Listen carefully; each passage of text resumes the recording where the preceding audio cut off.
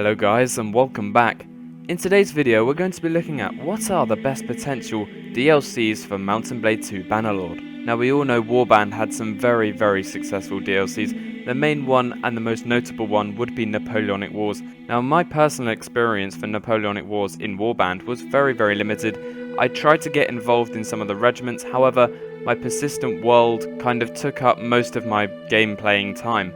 So I didn't really have enough time to actually play with the 63E, which was my regiment. Now, as we're on the subject of regiments, I would just like to say that the reason I think Napoleonic Wars, and most people will presume that Napoleonic Wars was so successful, was because of the regiments and the community behind it. For example, they have thousands of players backing these weekly and daily events in their separate regiments and doing line battles, sieges, you name it, they're doing it, and it's absolutely amazing to see all of these people coming together to have a fun gaming experience. Now, if Napoleonic Wars was going to be a DLC in Bannerlord similarly as it was in Warband, there are a few things I would like to see.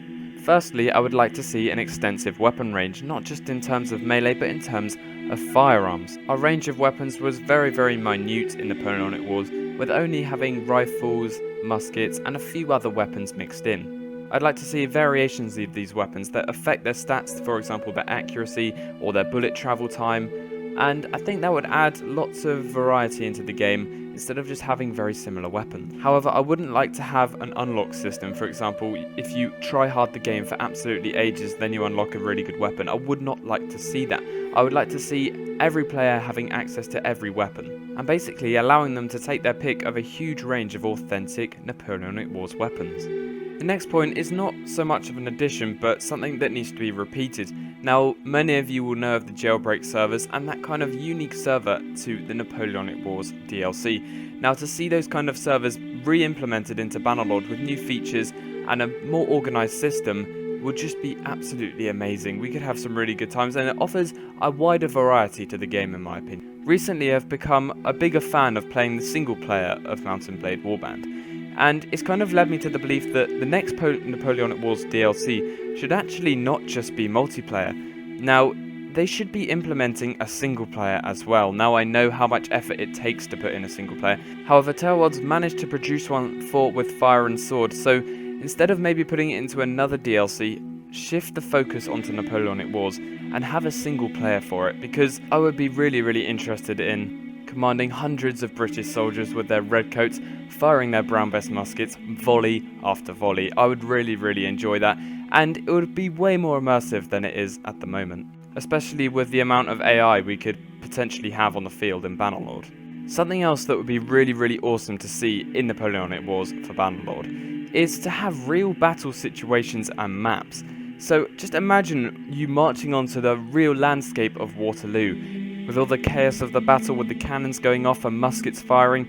This, as well as actually being in the area where the battle was fought, would be so immersive, and it would make the game more enjoyable as well as being more authentic. Now, this isn't impossible. With the new map making abilities that Taleworlds have offered map makers, it is definitely possible, and I just think that if somebody could do that, or if even Taleworlds themselves could implement some authentic maps, it would be amazing. Something that really attracted me to Napoleonic Wars was the commander battles. Now, for those of you that don't actually know what commander battles are, it's when around 10, maybe even 30 people get on a server, and each of them control a small group of AI. And this was really fun, because it would allow you to make your own decisions, what your troops do, and make your own tactics, as well as communicating with your team if you were in clans, for example, and just having a lot of fun. If this could be re-implemented in Bannerlord, however, having more AI, for example, as well as being able to control more than one troop type, for example, being able to control riflemen and cavalry, so you could send the cavalry around the back and then send the riflemen to use covering fire, for example. That would add a higher variety to the game and allow you to use some different tactics. Okay, I think that's enough for Napoleonic Wars. I have so much stuff I can say. However, if you have any nice ideas for what Napoleonic Wars could have for Bannerlord, please leave them in the comments below. An idea I had for a DLC was actually having an addition to the Calradia map. Adding in a whole new continent to the Calradia Empire, maybe changing up the lore a little bit, adding some more factions and some more troop types that we haven't seen in any Mount & Blade game. Maybe there could be some kind of combined war from Calradia against this new continent. For example, say this continent attacked Calradia, all the factions in Calradia would have to band together to repel this attack. It would be very, very nice, and it could add a whole new type of gameplay to the single player. My next DLC point is related to Taleworlds' previous exploits in Warband. Now, as you may know, they released a DLC called With Fire and Sword, which was, well, funnily enough, based off the book called Of Fire and Sword. Now, maybe they could repeat this in Bannerlord, basing the weaponry, the tactics, and just everything about that time period, as well as the involvement of castles and sieges, was very, very unique. I mean, they would have had halberds, they would have had muskets, huge blocks of these muskets that would have just fired into the enemy, and they would have been really close as well, as they're very inaccurate. Now, the most unique part about this time period, in my opinion, was the 16-foot long pikes that they had. Now, these were to ward off cavalry and protect the muskets and your drummers and your flag bearers and that kind of thing from the cavalry. On screen now, you can see some reenactors actually taking part and trying to portray what happened in that time period. I think this was the best way to give you an idea of what that time period would have been like. Again, this is all food for thought, and I would love to see your opinions in the comments down below. And in addition to my last point, Taleworlds have a track record in their DLCs of taking an extract from the time period and portraying it in their downloadable content. Examples of this could be the American Civil War. Now, that would be very, very nice to see. It would be a little bit different to Napoleonic Wars. We could have things like air balloons, and we could have some very nice ship combat as well, with their very unique designs, and also the specific forts they used and the formations, as well as the types of rifles and the sound they make as well is really, really nice in my opinion. Another time period that Taleworlds could harness is the 16th century Japan era. This would be perfect for the Mount and Blade setting, as back then there were lots of different clans representing factions, and it would be really, really nice to see maybe some different styles of armor, the samurai armor, as well as the buildings, the Chinese buildings, which are absolutely beautiful in real life, and Bannerlord can reflect this in their game. For all you Total War players out there, I'm not personally one, but I do know a few people that play Shogun 2, which is a very accurate representation of the idea I'm going with.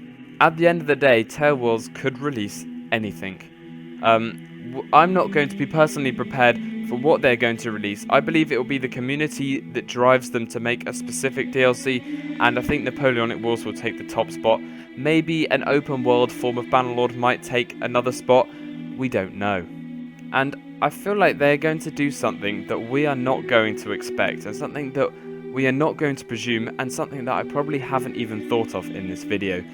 They'll take a time period that people don't really know much about, and they'll put it in the game. I know that's going to happen. Anyway guys, I hope this video has helped you to kind of imagine what the potential for Bannerlord is and their DLCs, and I'm really, really interested to see what you have to say in the comments below, what ideas you have for DLCs. And while we're on the subject, I would also like to see comments what you actually want me to upload, as I am making videos for you guys and I want to make videos that you guys actually enjoy. So if you have any video ideas, leave them in the comments below. I always respond to comments. As you guys know, I do spend a long time doing it, and I do try my hardest. Make sure to check the links in the description for all my channel information. For example, my Steam group, where you can go and join and see announcements. I'm looking into making that Steam group a little bit more of a community hub, so look forward to that. Lastly, I can only apologise for not uploading as much as I would like to. I'm very busy, as you will know, in real life. I really want to upload more. However, I just haven't got the time at the moment. But rest assured, I am going to be trying my hardest to get more videos up. My last notification goes out to the Kingdom of England members, and it is basically don't be disheartened. We will be playing the Epic, and I will be involving myself in the Epic when it comes out. I'm just really busy at the moment, and I haven't been able to be very active. And I can only apologise for that. I know this is probably a lot to take in, but the last notification is for anybody who wants to join the Kingdom of England. Make sure to check the links in the description to apply.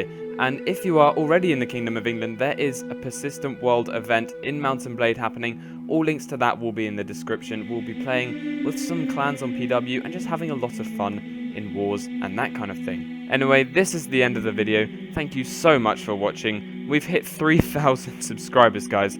It's absolutely insane. Just to think, about 3 weeks ago I was on 300. Like, holy shit guys. Just keep it coming. Let's make this channel something to be remembered. Thank you for watching, and I'll see you in the next one.